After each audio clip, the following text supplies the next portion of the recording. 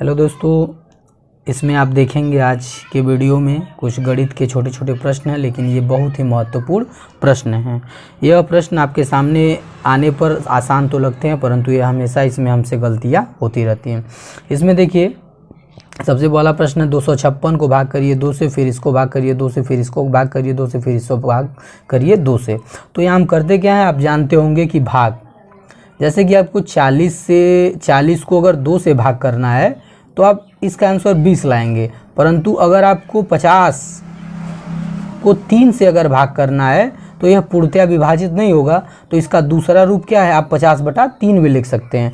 ठीक उसी तरह से ये जो 256 है और भाग को आप गुणे में तब्दील करेंगे तो ये 1/2 हो जाएगा। इस भाग को गुणे में करेंगे 1/2 हो जाएगा, ये फिर 1/2 और फिर ये 1/2। यहाँ से आप इसे 2 से काट सकते हैं, 256 को 128 आ जाएगा। फिर 2 से 128 को काट सकते हैं 64 आ जाएगा। फिर 2 से 64 को काट सकते हैं 32 आ जाएगा। फिर 2 से 32 को काट सकते हैं 16 आ जाएगा। तो इस प्रकार से इसका आंसर आएगा 16। उसी तरह से हम दूसरे प्रश्न को देखते हैं। 243/3 है, तो आप क्या करेंगे, 243 लेंगे और जितने भी भाग वाले हैं इनको अपोजिट करके गुणे में कन्वर्ट कर लेंगे। ठीक है, ये आपका इस प्रकार से 3 से 243 को काट दीजिए 81 बार में कटेगा। फिर 3 से 81 को काट दीजिए 27 बार में। फिर अगर आप 3 से 27 को काटते हैं तो ये 9 बार में कट जाएगा और आपका आंसर कितना आ जाएगा, 9। तो ये 2 महत्वपूर्ण प्रश्न इस प्रकार से होते हैं।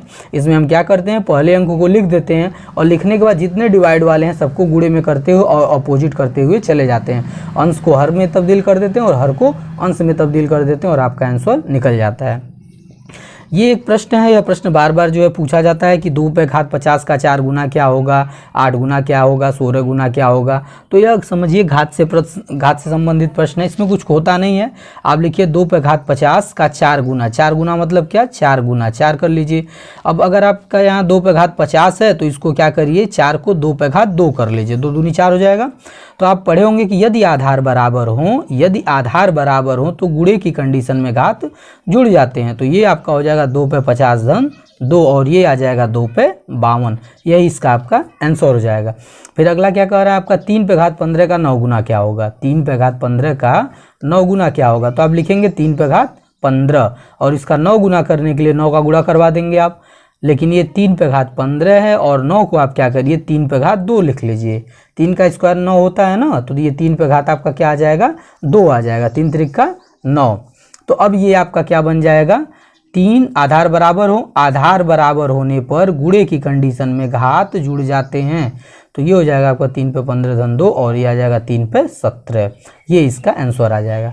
ये अगला प्रश्न है, यह बहुत ही महत्वपूर्ण प्रश्न है और यह बेहद ही लॉजिकल प्रश्न है। इसमें जो है हम 95% जो है गलतियां कर देते हैं। ठीक है, अब इसमें प्रश्न क्या है, यदि आज मेरी उम्र मेरे दोस्त की उम्र की आधी है, यदि आज मेरी उम्र मेरे दोस्त की उम्र की आधी है और मेरा दोस्त 10 वर्ष का है, यानी आज मेरा दोस्त कितने वर्ष का है, 10 वर्ष का है।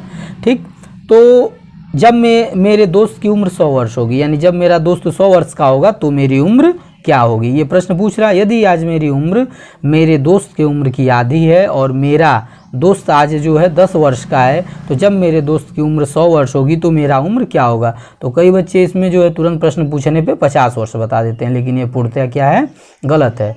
इस पर तुरंत आंसर पूछने पर लोग 50 वर्ष बताते हैं, लेकिन यह पूरी तरह से क्या है, गलत है।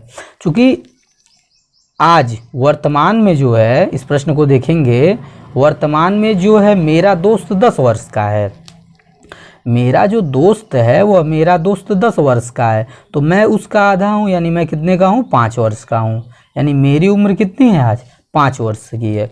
तो इस प्रकार से देखिए, जो समय होता है वह सबके लिए समान बढ़ता है।